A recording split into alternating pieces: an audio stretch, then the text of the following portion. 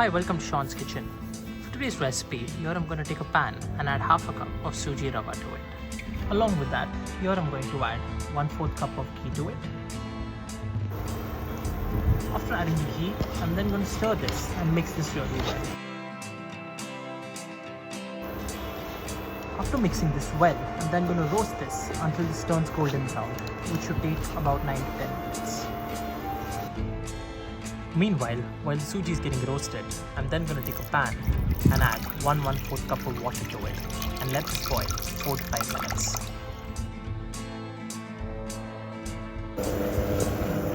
After the water is boiled, I'm then going to start adding this to the suji. Once this turns golden brown, I'm then going to add the boiling water to this mixture. Add this in incremental batches and be careful as this might splutter while adding the water.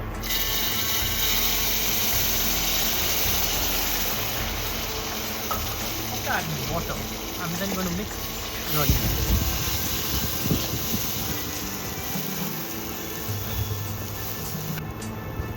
You can continue to add the rest of the water in incremental batches.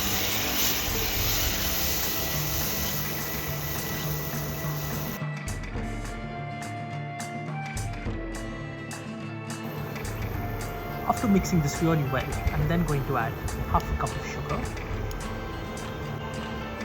and 1/4 teaspoon of cardamom powder. You can then mix this really well and cook this until the sugar dissolves. After 2 minutes, you can then add 12 cashew nuts to the mixture.